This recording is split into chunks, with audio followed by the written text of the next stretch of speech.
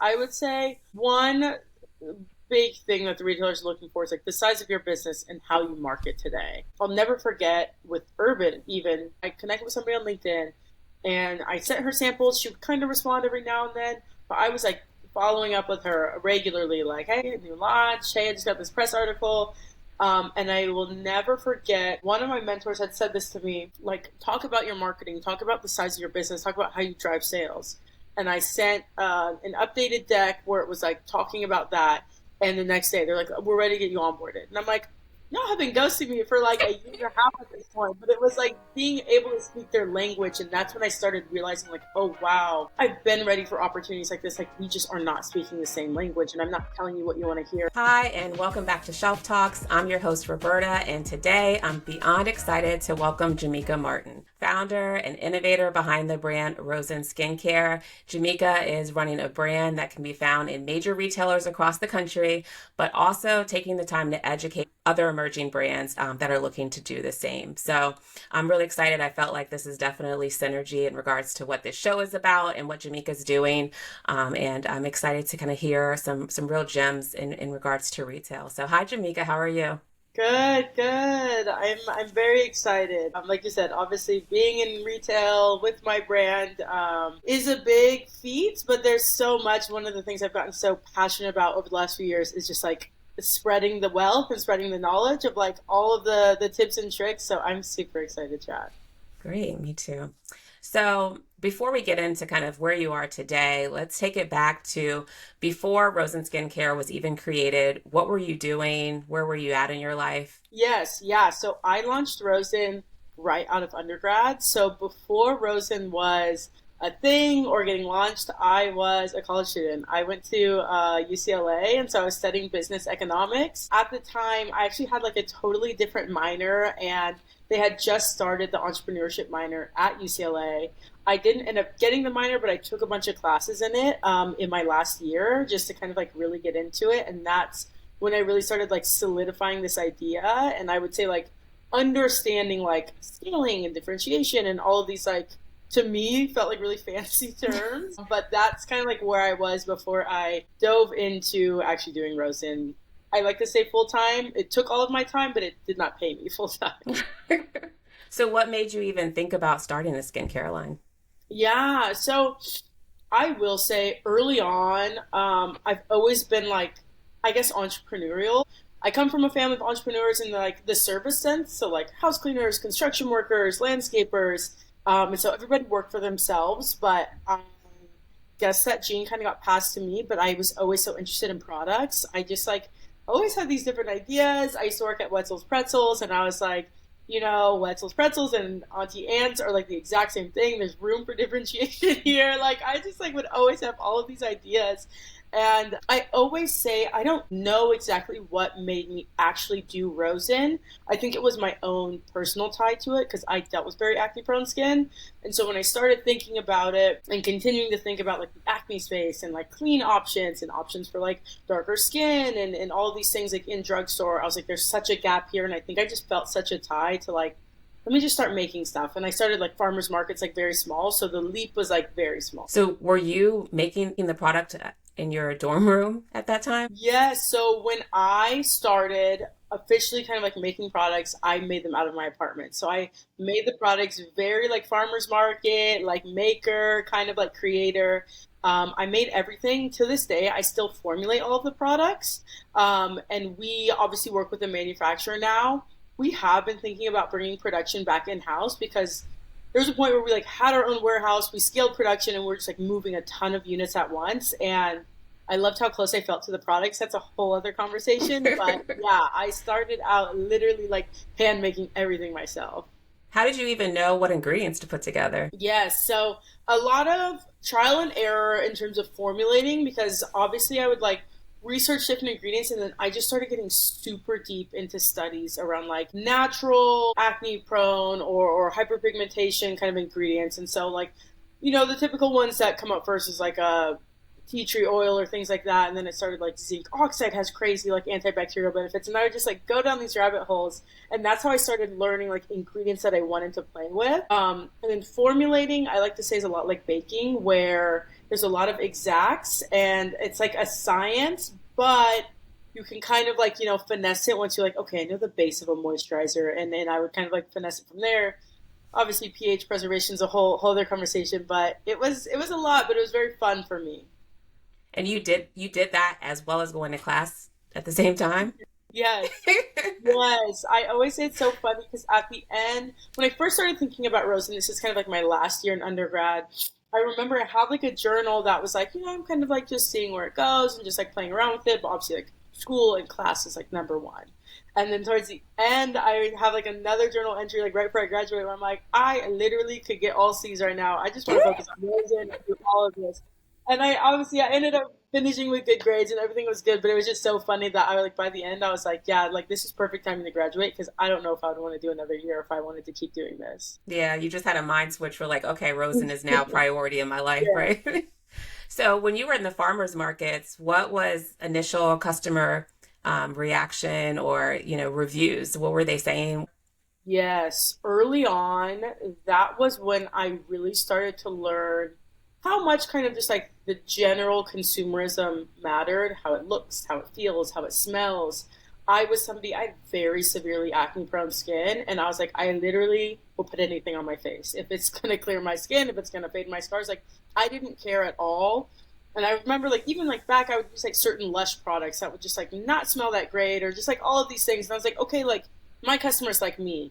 And I realized very quickly like, oh no, like even if it works really well, there's like an initial reaction that they have to enjoy before they think about buying it.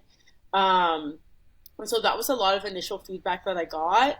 And the other initial thing that I really learned a lot was farmers and makers markets were really difficult for me because it was like there wasn't an immediate result to my product. And so trying to sell, I'm not a salesperson. And so trying to sell people on it was very difficult. And I think that's obviously translated into retail today. Like, how do you sell people on something that, like, even if they test it right now, they're still not really going to know how it works for their skin? And that's like a lot, now translates in like packaging or how we talk on social or things like that. But those were things I learned a lot early on. Yeah. So it was great to kind of get directly in front of your customer and learn some quick turnarounds to improve the business. And were you selling online too, or were you just selling in the farmers markets? I had a website. I was not selling though. I had a website, but I was not selling. I would say for the first, man, probably like a year-ish, I had my site. I would post on social, but pretty much the only time I could count on sales was in person at a market. And then eventually we started getting more traction online, and that really came all through like influencers. I would send out products and gift them to folks, and that's how we started growing our direct to consumer. And then obviously eventually I was like, packing up, doing all these things with these markets is a lot of work, and if I could make the same amount of money just sitting here and emailing influencers, I'd just do that. And doing the in-person stuff just like didn't make sense anymore.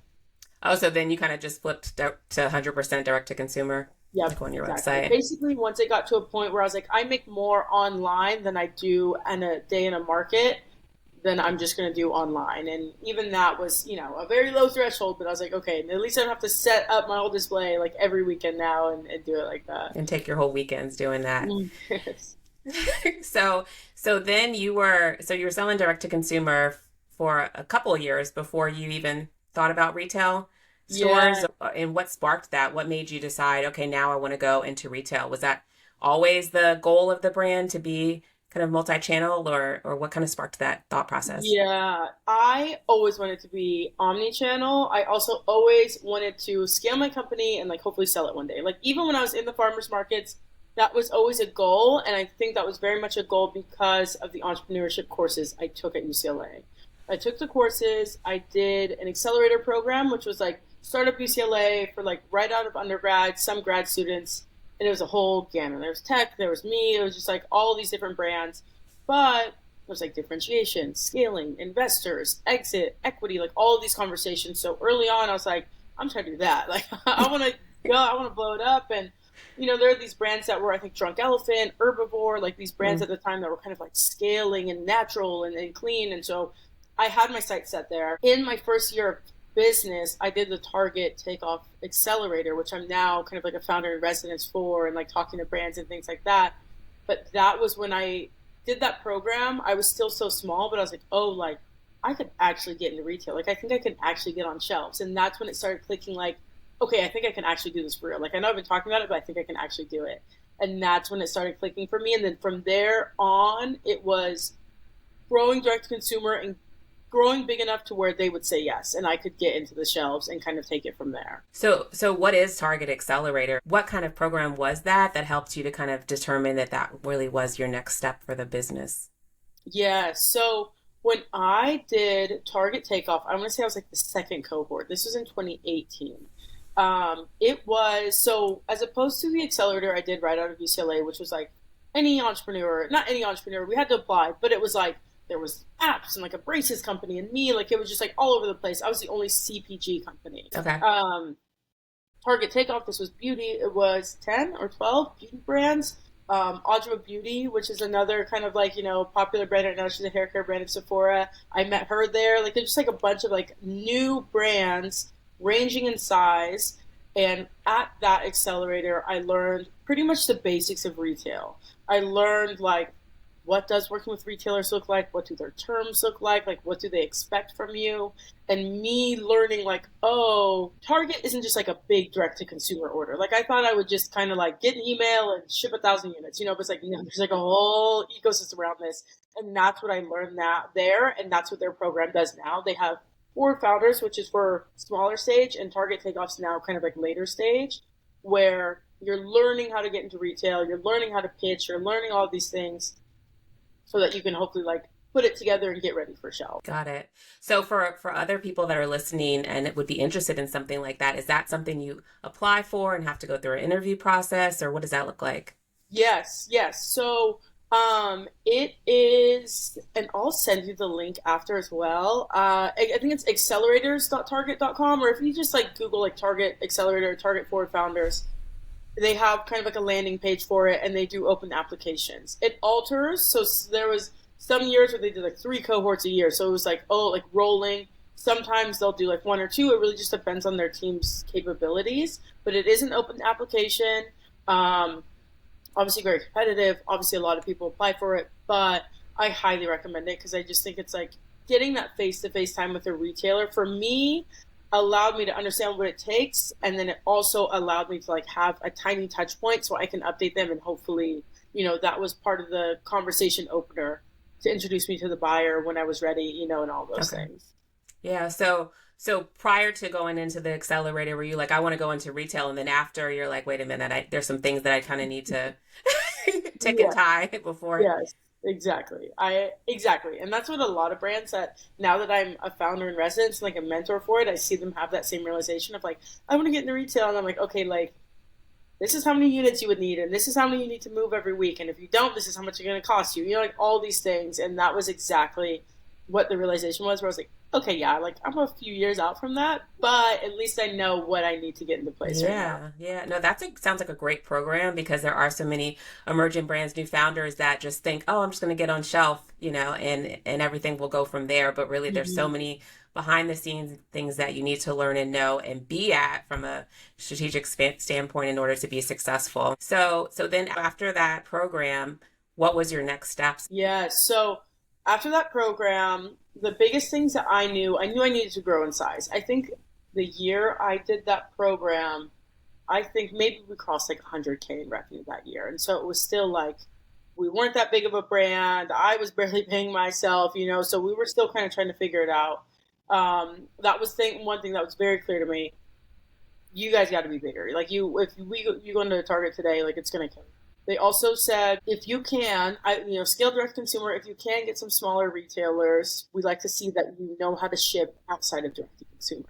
And so by not the end of that year, I believe it was the end of 2019 was when I launched with Urban Outfitters. Oh, okay. So Urban Outfitters was kind of like a launch, and like those like smaller retailers where, the volume's not too much. I had done some shipments with like Fab Fun, so I was like, hey, I can produce this volume, I can ship this volume. And then they wanted to just like they're like, in the meantime, think about your brand strategy. You have to think about our assortment. Where are you going to fit in? What's the competitive advantage you're bringing? Retailers like to talk a lot about incremental dollars. And so as a brand, you're like, okay, cool. I'm an Acme brand and I'm going to take these people who've been shopping Neutrogena forever and I'm going to give them a better option. But for them, they're like, hey, like, we want to make more money. And if you're just, robbing Peter to pay Paul, like, we don't make more money. So you have to kind of talk to them about the incremental dollar and talk to them about, like, hey, you're missing this guest, or this guest isn't adding this serum or whatever, and we'll increase their cart size, or we'll bring you more guests. And so they're like, think about that so that when you come in to pitch us, like, it makes sense. And so those were kind of the key things I had to focus on before I got ready for retail. Like I said, about a year later, I went to Urban. And then end of 2020, which is, of course, a wild year for a lot of people, was when we went Target.com. Top of 2021 was in some Target stores and then kind of like rolling from there. Got it. So when you went into Urban Outfitters, what did you learn from there? Like once you started selling in an actual brick and mortar retailer, were there any key like aha moments that you identified, from the onset? Yes, I would say hit or miss. And obviously, I think we just learned them at a larger scale once we got to bigger retailers. But I think the biggest thing that I realized is how little discovery actually happens on shelf. And I talk to brands about this a lot. Don't expect to go into retail and now just like add a bunch of sales because you're in Target now and you're on shelf. And because you're thinking about the like one or two times you maybe like walked in and discovered a brand and brought it, but you're not thinking about the 100 other times where you walk past every single thing that you're not even paying attention to, right? And so I think like many people, I was like, people will see this and they'll want to pick it up and they'll want to learn about it and they'll want to shop it. And like, we're such a great brand. We have such a cool story. Like once they read it, they'll be sold. Right. And it was really like, oh no, people have to really be familiar with you before they shop you at retail. And it was a lot of like, digital still is king, and it was like everything I'm doing, everything I did to grow direct to consumer, it's the same things I need to do. I'm just like kind of driving to a different sales channel. And I didn't realize that when I got into Urban Outfitters and then obviously Target, Ulta, like the bigger retailers, I was like, oh yeah, like it's the same game, just at a bigger scale. So did you start doing that when you were in Urban? Once you identified, hey, I need to drive traffic in, it can't be, cannibalizing one over the other from a brand perspective. Did you start to implement a lot more social media and things like that to drive traffic in? Yeah, I would say we did a mix. At the time, Urban was just like not a huge priority for us. So I was like, cool, we'll keep you guys happy. Like we'll do a little bit, but we still just drove so much to direct to consumer. And then once you get into obviously bigger retailers, there's a level of cannibalization that inevitably happens. And so and we still have this conversation all the time of like, what's the balance? The balance between keeping the retailer happy. Obviously, margins are great on direct to consumer, and we get to have that story and connection with the customer. What makes sense to drive when, and how much are we doing that? And it's an ongoing conversation. But for us, margins plays a big role into it. Like, okay, where's going to ultimately give us more cash to put more into marketing and to continue that funnel and that cycle? And then also, what are the velocities we need to hit in retail? Because the thing is like we'll always have a website. If we don't hit certain velocities in certain doors or certain regions, we'll lose those doors, right? And so there's kind of like a balance to play there where with Urban, it was lower stakes and even the reporting is like not as robust as like obviously these bigger retailers. And so they're like, yeah, you guys are doing good. And so it was like kind of like, okay, we're like a Target or an Ulta is like, hey, like this store is this many goods per store per week, and it's a lot more detailed. So it was just kind of like a learning ground basically for you to kind of understand shipping, being on shelf, kind of in that realm. Yes, and those early retailers, depending on what your direct to consumer is, because for us it was like these smaller retailers, we were still like 98% direct to consumer, right? And so like I like to say they're like almost like validators, like in a department store, and Urban Outfitters, and Anthropology. If you're in grocery, maybe there's like local grocery chain that has like 10 or 20 stores or whatever. I like to say they're kind of like validators for the brand of like, oh hey, this Urban Outfitters validates us. Like we're in Urban, it's like a stamp of approval, but it's not like the biggest sales driver, Yeah. But a recommend from you in regards to that really should be the first step, would you say, versus going to a Target or, a Walmart or something like that in a bigger play? Yes, I think at least one smaller retailer, Yeah. I would say on shelf. I don't think .com only plays make a lot of sense really at all because you're just pulling from direct to consumer and there's like a little less validation there because they're like, oh, we'll test you online. They kind of have that conversation. But I would say at least getting on shelf with one small retailer, I think gets you like, how do you communicate with these people? What does your assortment look like? Like all of these things that you can test out on a small scale before going into retail. And that's unless, you're a brand who's doing crazy on D2C and you have a super robust team and you raise all this money and like, yeah, you can go straight to Target. You can go straight Yeah. to Ulta. Like, in your way, I think you should start with a small one. Yeah. And was your packaging what it is today when you were in urban, or was that evolution and change? Yes, that has changed. That has changed multiple times. We've had a lot. I wouldn't. We've had a lot of little tweaks, and then we've had a few eras of packaging. Urban Outfitters, kind of like we were in Nordstrom at one point early on, like a pop-in shop. Very minimal, very white, very clean packaging. Very inspired by like the herbivore era of like just like super clean apothecary almost like esque. Around 2020, we kind of like did a pretty large rebrand where we made the brand a lot bolder and made the brand a lot kind of like brighter. That's where like our pink came in and all these things. That was partially because of who our core audience is. It was partially because of how we wanted to tell our story on shelf. But also, the white packaging on Target shelves just like washed out because everything's white on them. And it was a very different setup. And I was like, okay, we need to stand out and it needs to look different here. And then now we're playing around with like different collection style packaging, and we kind of have collection colors now, but we're even like looking at like a new era of that within our same color scheme. So it's changed a bit as far as colors go, and even keywords that stand out on shelf. Um, Early on, the biggest things, I was just having this conversation with the founder the other day. The biggest things on our packaging was like my logo and like super smoothie cleanser, which if you're not familiar with Rosen or super smoothie cleanser, like what is that? I'm not saying anything to you. And like you want your packaging to, I always say like you want to customers to walk into an aisle and say like, oh, I have this X, Y, and Z issue. And your packaging should be like, I solve X, Y, and Z issue, right? And it doesn't say that verbatim, but like they should be able to see their issue in your packaging or in your product name or in whatever the key like fonts or like text is. And we didn't have that. And so that's been iterations that we've worked on and tried to change as well. Yeah.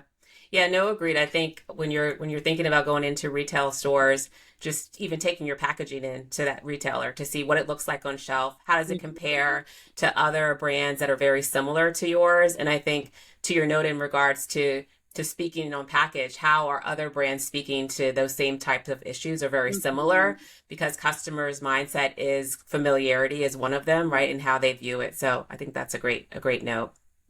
So, Mm-hmm. so in 2020, you launched on Target.com. How did that even come about? Was that consistent communication from, the program that you were in, and kind of how did you, have opportunity to pitch? Yes, very much from the program I was in. I was very early on. I honestly should get back better at this, but very early on, I was great at the update. I had a list of mentors, a list of people, and I would update them early on every quarter. Then I kind of was like went to like twice a year. Um, Revenue, big moments, big launches, like all these things that I would do, and I was very good at following up and very good at like keeping people in touch.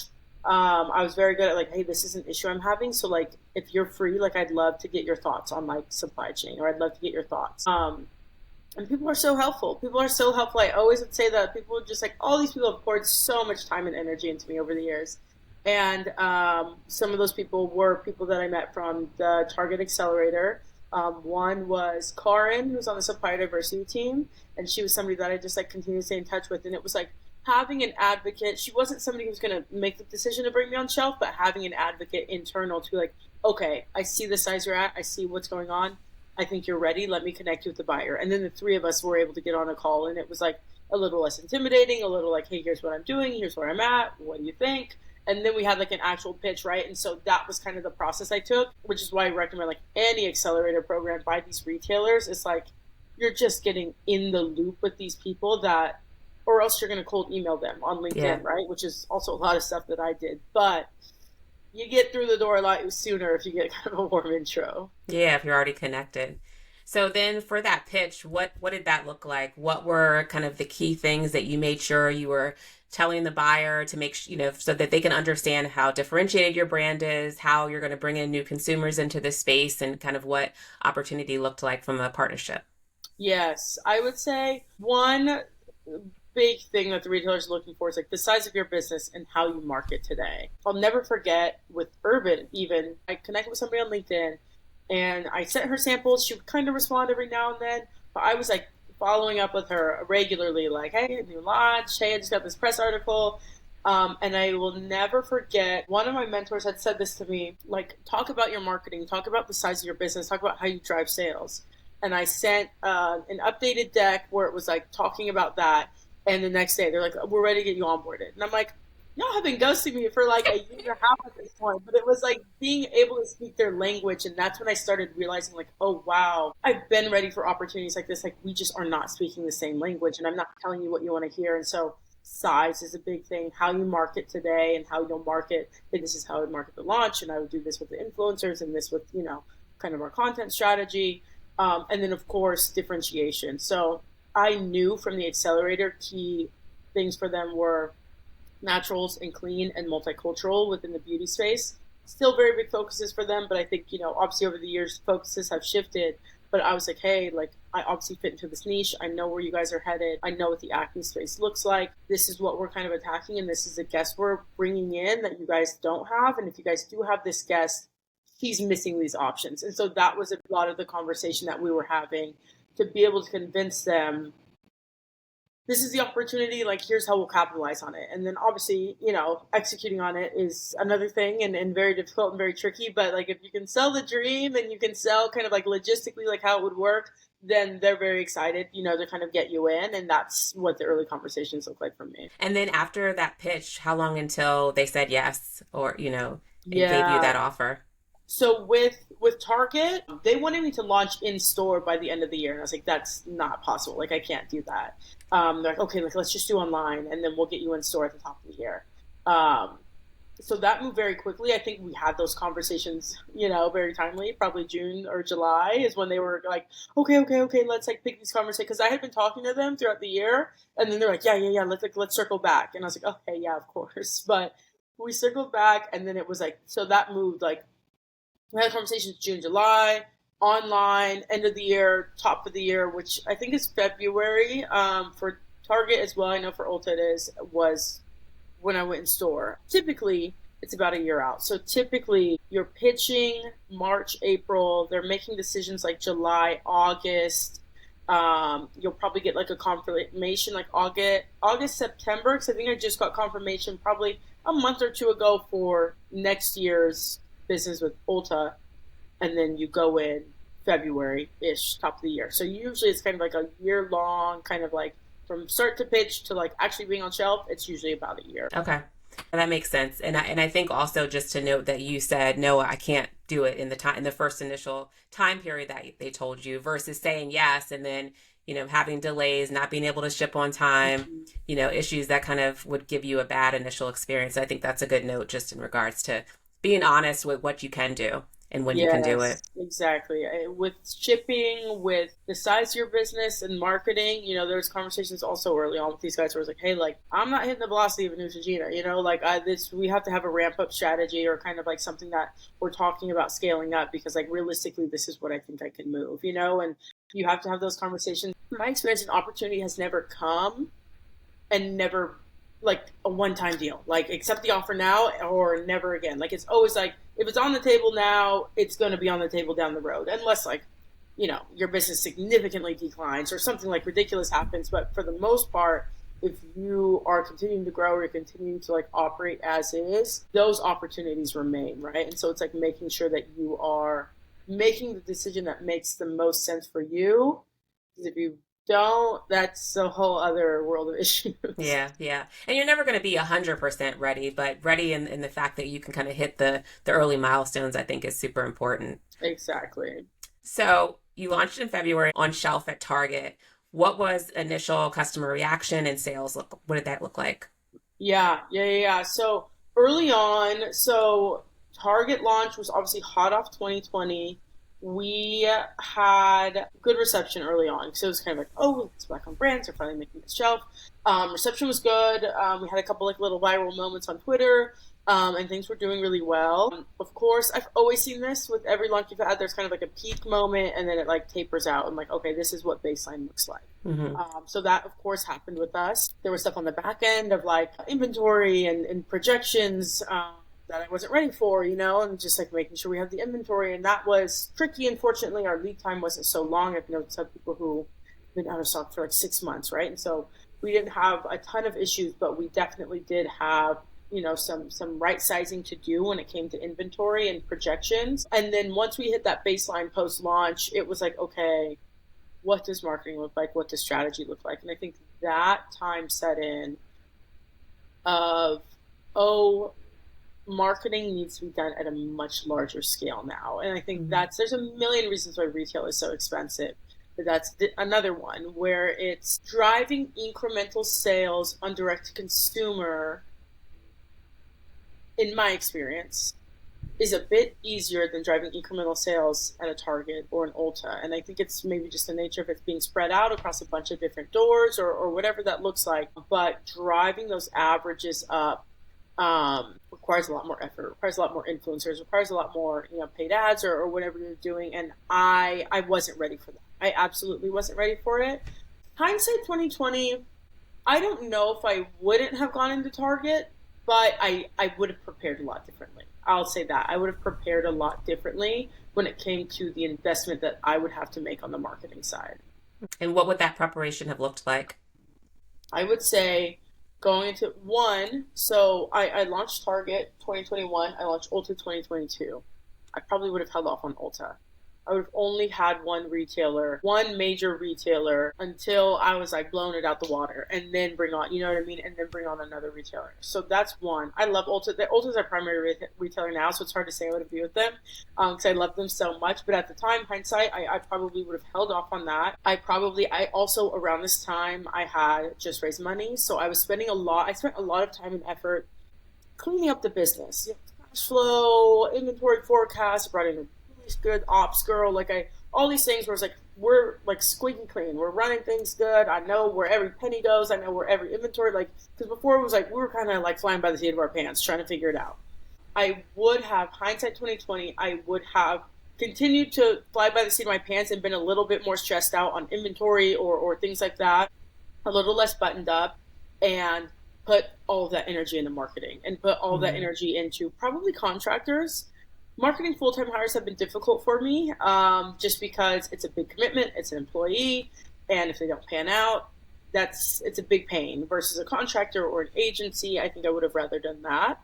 I would have really just front loaded what that team looked like. I would have scaled up gifting and influencers a lot more, and I would have spent pretty much all of my time focusing on that and focusing on putting out the fires of the business as long as we're continuing to grow and like scale it and build marketing up, as opposed to creating a squeaky clean business. And I'm like, oh yeah, I haven't really been paying attention to marketing, or I brought in people for marketing who are not as good as maybe I thought they were going to be, and now I'm kind of paying all these people, and I have a beautiful business on the back end, but what have we been doing the last 6 months? You know what I mean? And Right, right. so that's what I would say I would have done differently when it came to like getting into major retailers.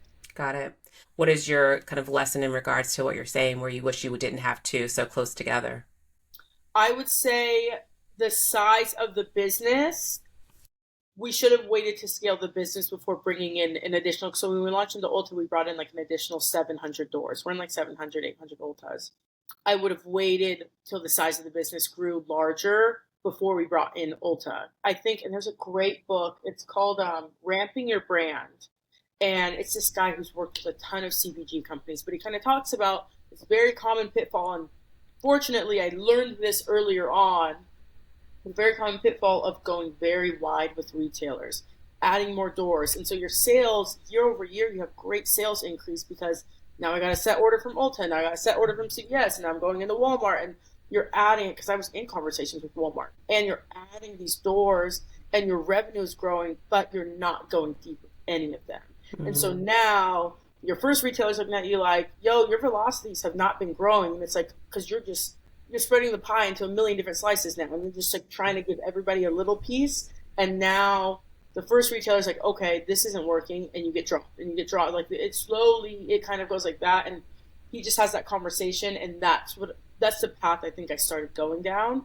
And fortunately, I didn't go so far to where it would put me out of business, but I would have waited. I'd have gone a lot deeper with Target before adding in another retailer.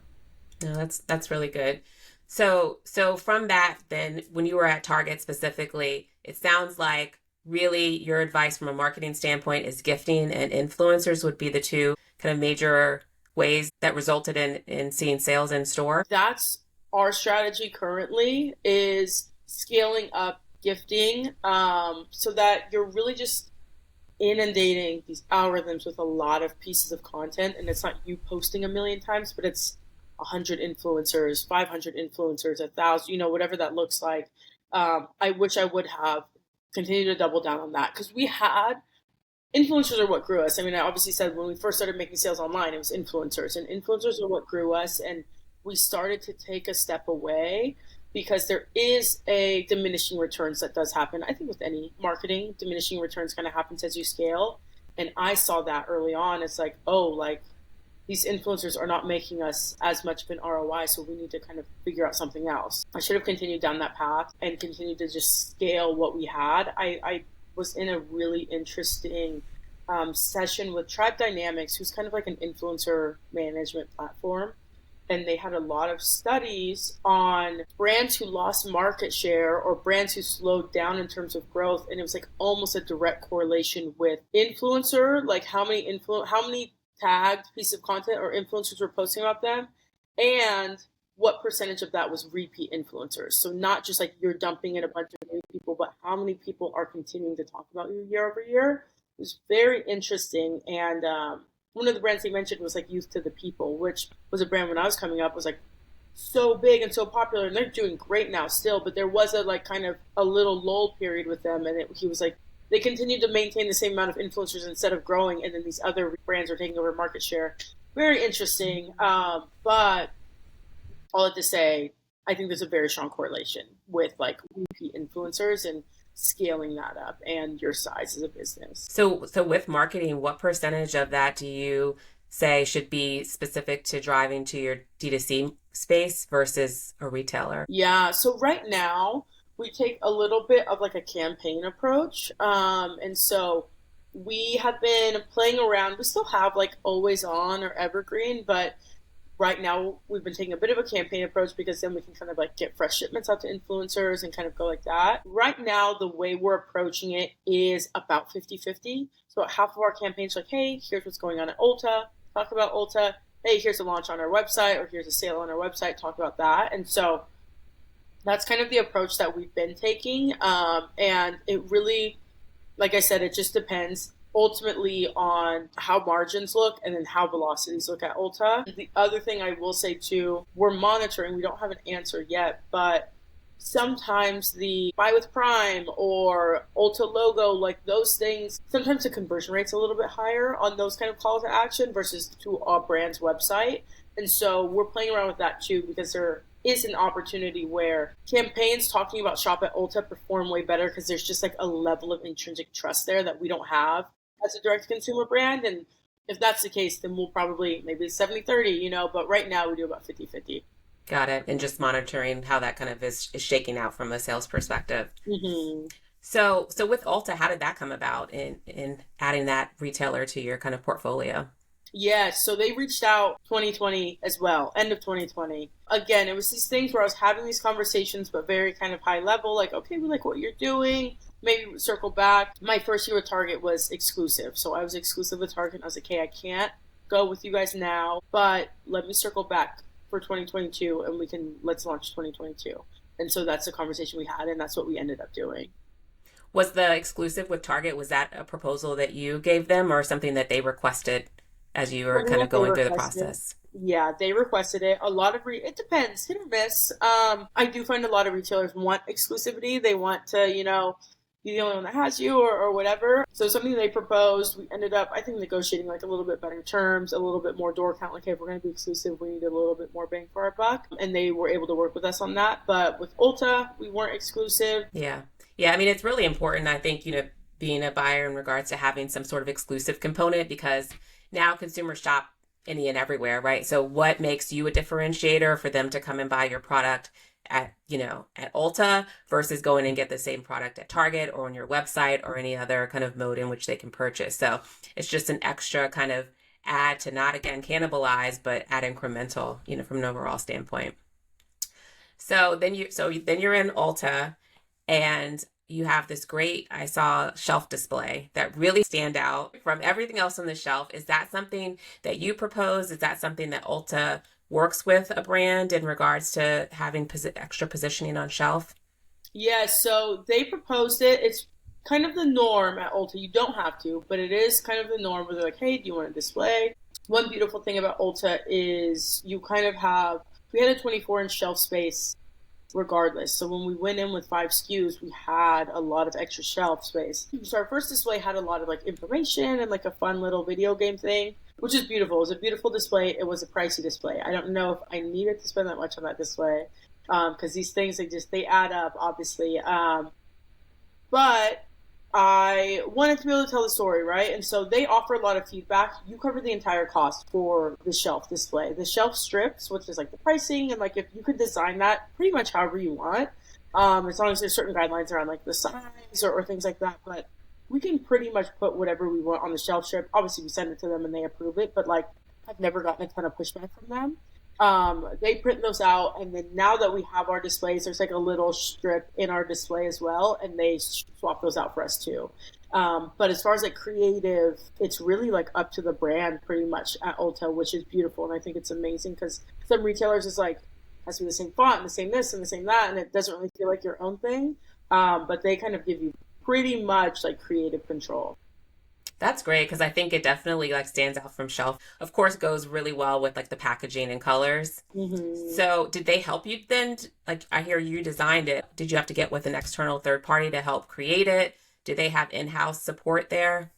My broker recommended a partner to make them. So we work with a third party manufacturer, kind of similar like if we work with the packaging manufacturer or something. But there's these companies that specialize in these displays, and they do these crazy displays, or they can just do like a little mini one. And they did it. They kind of went back and forth. They shipped the samples, and so they did everything. We worked with a third party on that. We covered the costs on that, and then now that we have it, it is nice to have the tray. The investment's already there, and it's just a matter of swapping out kind of like little displays or things like that. And then we can always change it. We can always add a new display. We can add risers or whatever we want. But we kind of like handle that. And then we just make sure to like put it in their system and make sure they know like how to swap things out and stuff like that. Got it. So, you mentioned a broker. Is that something you had from the beginning of going into retail? And why did you choose to go broker route versus just working directly? Yes. Okay. So there's like sales reps, distributors, brokers are kind of the big three. Sales reps, typically they can be independent, or I've seen brokers have their own sales reps, which is like they're selling your brand. They're doing the pitching process, especially like back in the day when it's like the Johnsons and Johnsons and the Unilevers, like they have these sales reps go in and pitching new products, doing the line reviews, all that stuff. Obviously now we're in like a day and age where a lot of brands are doing that. And so pitching, getting the yes, that was all me. So I didn't work with a sales rep. I worked with brokers once I got my business, and I would say, hey, I already have my business with them, but I want to work with you guys. I like to think of them as like experts in Ulta on my team, but obviously they're not an employee. And so I still like, I communicate directly with my buyer. I negotiate directly with my buyer. We ship direct to Ulta as opposed to a distributor as somebody who will like buy your inventory, sit it in their warehouse, and then they work with Ulta and they'll ship, and they have all control over where you go, pricing, all that stuff. So we still ship direct to Ulta. The broker, item setup, reporting, they represent a lot of brands. So maybe like promotion strategy. Hey, we think you should do this percentage off for the holidays. Hey, here's what we would recommend here. Do you want a sample for this? And really, like I said, it's kind of like if I had an expert who's like, hey, you handle Ulta, it's them. Like if I have a question about something, if I want like, hey, here's these new products, like I can set them up, but I pay, this is what I pay you guys for. So like, here's the picture, like set it up on Ulta's, back end, and they kind of handle stuff like that. Negotiation, they're good as well because they can say like, hey, we have this other like small brand and they're doing net 30 and they're trying to get you to do net 60, so I think you should push back on this, or like stuff like that, so that you can know that you're getting a good deal, things like that. Yeah. Okay, that makes sense. So then you're on shelf in Ulta. What were initial reactions and sales there? Yes, same thing. Same thing. I would say Ulta launch was better than our Target launch because we were a little bit bigger of a business. And then obviously it's like, another new retailer. Ulta's obviously like a beauty destination. And so it was very exciting and it was a really fun moment. There's a lot of kind of momentum for the brand. And again, because it was like it took the Ulta launch for me to, I think, get a better grasp on inventory forecasting for launches. Because what I always see is like your big set order and then there's kind of like an order that's like 50 to 75% of the size of the set order. So it's basically another huge order that comes in right after you launch. That I was like, oh, maybe that was a Target thing. And then I was like, okay, no, this is like a retail thing. And so there was that whole process. Ulta's great. Ulta's beautiful. I think another beautiful thing about Ulta is because they are a beauty destination and a beauty retailer and they have less brands, they have a lot more opportunity for marketing. So they have like their mags and their newsletters. And so we were featured in a few things that with Target, there's just a million brands, so they can't really like feature you like that. And so being able to get that with Ulta was great too. Yeah. Was Ulta more your customer demographic? Did you feel like that was more a destination for the people that shopped your website and already knew your brand versus a Target that's a little bit more mass? Or were they pretty equal? I would say they were pretty equal, but I will say I think for beauty, Target is such a discovery store, but I think discovery with beauty is a little bit higher in a beauty retailer, obviously. So I think that helped a lot with Ulta in terms of new customers. I think we've seen a lot more discovery at Ulta than we did with Target. Okay. And then from that marketing that you're talking about, is that something that you ask them? Do they present kind of a package of things you can choose from? How does that work? Yeah, so there's a lot of different ways to go about it. For us, we participate in like a co-op, so part of our margin that we it covers marketing. So for some people, I know that they don't participate in the co-op, for example. So like they have their just margin of what Ulta pays them, and then if they want to be in a mag, if they want to be in a newsletter, it's like an added fee for everything. For us, certain things we don't have added fees and for they make those decisions. We can propose like, hey, back to school, or hey, I think this ingredient story makes sense, like I don't know what you guys are talking about for spring, but I think this would be good. And you can propose it and kind of have those conversations, but ultimately they make the decisions. And really the biggest thing that you have control over is like candidating for samples if you want to do sampling, or candidating like, hey, we want to do a promo at this point in time, and those pretty much always go through.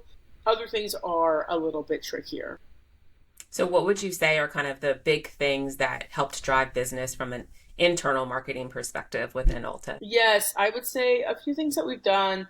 I mean, obviously, like Ulta, anything Ulta specific as opposed to brand specific. So, newsletter, SMS, and then influencers talking about us at Ulta, as opposed to just us as a brand. Those have been, I would say, the biggest drivers to the business. Obviously, if we're on promotion and we're like driving to that, that does well. But I would say those are the biggest things. Organic content, kinda. Paid is tricky because it's just like we already have a lower margin with retail, and then we're adding in the cost per acquisition for like Facebook ads, right? And so that gets a little bit tricky, but scalability wise, I would say like newsletter, SMS, influencers. Yeah. Have you learned anything new about your customer being in Ulta that you didn't know before? That's a good question. I think one of the biggest things that we learned from being in retail is closest competition. Who do you guys consider us to be in a set with? I think that is very helpful, and we just see that through content, really. Content and like conversations with customers, like who was on your Ulta haul, like who else is on the receipt, who are you shopping with? And that has been very helpful to know, okay, if we're in this set of customers, what are these brands doing? What are these brands' price points? What are like how are these brands resonating with customers, and how do we fare when it comes to those conversations? Yeah. So then with your SKU count, you said you went in with 5 SKUs into Yes. Ulta. So is that where you are today? And if not, what is kind of your thought process in regards to expanding, or when should you expand from a SKU count perspective in store? Yes, I feel so. We went to 11 SKUs, so we have 11 SKUs now, Oh, wow. which fills up our whole display, which is beautiful. I feel similarly about the door conversation as I do to the SKU conversation. I think the SKU conversation's a little.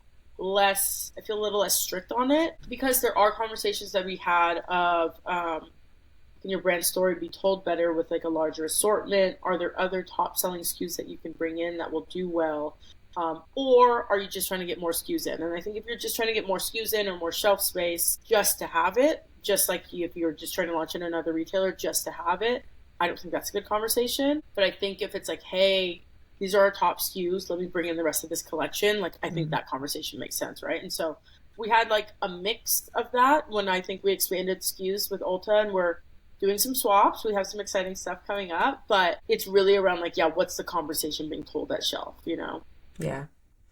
No, that makes sense. So really not about just filling up a space, but are there kind of key items that make sense to really expand and grow and elevate the brand from where it is today? So what would you say are kind of the biggest milestones and achievements so far that you've had in your brand? Mm, yes. I mean, retail, of course. Getting into retail is always an achievement. I think launching the Target, launching the Ulta, investor, getting my investor capital, I think all of those steps really just felt like validation to what we were doing. Because I think there's a level of like growth that you see with the customers and that direct to consumer like relationship. But I think to see the concept of Rosen validated in these spaces feels like, okay, yeah, like I knew this was a good idea, but like now, it feels like almost from like a business perspective, like, oh, no, like, this is a good idea. We are attacking a white space. We are doing X, Y, and Z, right? Because I think customers, like, they love results and they love before and afters and they love ingredients. And so you don't necessarily have to be disrupting a white space or disrupting a market for a customer to shop with you. And so I think those pieces made it feel like, okay, like there's something here. And I think those have been kind of like the biggest things for me to feel like, all right, like this was a good idea. This is right. This is right. Yeah. That's great. So you talked about investors for a second. When did you feel like you needed investors and why important to have an investor in the business? Yes. So I raised capital 2021. And I ended up getting it kind of like towards the end of that year, early 2022. Going into retail, going into Ulta, I knew I wanted the support for that launch. Like I said, hindsight 2020, I would have raised before Target. I would have focused like all on marketing, um, and I would have focused less on the back end of the business. But that was kind of what I did. I was like, we need to clean up the business. I need team. I don't really know what I'm doing. I kind of do, but like I shouldn't be managing all this stuff. And so that was kind of like when I was like, okay, let me get investors and let me put the right team and have the right support behind this next launch, which was the Ulta launch. Yeah. What would be your recommend for kind of the first hire? Great question. I mean, I think initial hires, which are probably done before you fundraise, any of those low hanging fruit that are kind of like very easy labor, where it's like easily trained, I should say. Customer service, like if you want to have people even communicating with influencers, like a virtual assistant, like, hey, I have the strategy, but I can't deal with all these emails. If you're doing stuff in house, packing orders, like things like that, I think easily trainable like types of work should be your first hires so that you kind of just like the day to day of the business is supported. Like it's going to run, orders are going to go out, emails are going to get answered, like all that stuff. I would say the next hire, I kind of go back and forth between two things and I would say I think they can be on the contractor side because I look back, I don't know if you need a 40-hour a week person on these things unless you're a certain size. Finances, I think, is one, like managerial finances. So somebody who's like, Jamaica, no, you can't spend this. Like, you don't have the money for this. Or if you do this, this is when you're going to run out. Or like things like that. I would say like that's a person you should absolutely have if you haven't managed this amount of money before. And then I would say on the marketing side, I think really like influencer strategy. I think maintaining that one-on-one connection with as many people as you can. I heard in that presentation I was talking about earlier, they like to recommend one person to 500. And so I think you can go pretty far with it, right? But it's like, are the people in your community feeling like they have a one-on-one connection with the brand? And I think that's kind of like where I would have focused like all of my energy. Paid ads, you know, at one point that would have been it, but I think Facebook ads are in such a weird spot now, and have been for years. And so I think it's more about the community and the influencers now than kind of like a paid ad strategy. Yeah. Do you think that influencer piece will continue like for the next couple of years as being kind of the main place in which consumers are kind of being introduced to brands? Yeah, I do. I do. And I think I felt unsure about that in maybe like 2 years ago. But I think the way we define an influencer and what we expect of them is what's going to change. But I think people will always be the most powerful. Do I think the mega influencer? I think they've already begun to lose some of their like influential power, right? When it comes to trust with brands and with consumers. I love the micro influencer. I love the girl who's just like very like feels like she's putting you on, right? And I think that's kind of like the TikTokification of it all that like feels like I heard somebody talking about like it feels like you're on FaceTime with these creators, right? And so I do think that that will continue to reign supreme when it comes to word of mouth and like selling products, but I think it's just kind of like the size and the authenticity of it. I already don't think, but even further in the future, super polished campaigns, I don't think that's going to be the way that we sell. I don't think a super polished influencer who has a super clean I mean, that's why we see the TikTok versus the Instagram, right? And so I think it's going to be like more stripped back, but I think it will always be people at the root of it. Yeah. And just more real. More Mm-hmm. real. Yeah. Mm-hmm. Okay. Well, I mean, thank you for just such great answers, I think, and such great information. So I would love to kind of know if you could provide us, and you gave us a little bit of a sneak peek a few minutes ago, but what is next for the brand? Like what's happening as we go into 2025? Any new retailers that you plan on going into? Are you kind of focused right now on Ulta and continuing to grow that? Anything you can share? Yeah, so Ulta's continues to be our kind of primary partner, which we're incredibly grateful for. And so we will have some newness coming into Ulta in February. That's when our launch is. So I'm very excited about that. We have a little bit of a refresh, a little bit of newness. I think people are going to be really excited. Yeah, that's what I'll say. That's kind of what's on the horizon right now. That's what's on the horizon right now. So it's going to be a big moment for us. I'm very, very excited to just almost kind of like reestablish the brand and reestablish who we are in Ulta and what we're trying to do within the space. So that's where my head's been at the last few months. That's great, and we'll definitely be looking out for that. So, can you also just lastly share with us how we can continue to follow Rosen Skincare, purchase, as well as kind of still continue to follow your story and all of the great gems that you continue to share from a social standpoint? Yes, yeah. So we're Rosen Skincare on everything. ROSEN Skincare. Instagram, TikTok, obviously our website. Like I said, Ulta's our primary retailer right now, so that's where you can shop us online. And we're in about 700 doors, so probably an Ulta near you. And then for my personal brand, you can find me at Jamika Rose _ on Instagram. That's where I share most of my like retail tips and knowledge and everything that I've learned. I have tons of resources already on there, as well as my website, which is jamikarose.com. You can book one-on-ones with me or purchase any of my resources. And I've been thinking a lot about doing kind of like open office hour type things, like open group calls for free. And that's just like been on my spirit a lot lately. So if you want to be in the loop of that, I would say join my newsletter or follow me on Instagram because I'll be posting about it. So hopefully soon. I'll take all of that and put it in the show notes. I think that that's great too. If anybody has questions, I think, they definitely have heard on this call that you have such great information and knowledge. So I'm sure you'll have a lot of people that'll be supporting you on something like that. So that's great to hear. Thank you. So thank you so much, Jamika. I think we had a great conversation and I appreciate you joining us on Shelf Talks. Beautiful. Thank you.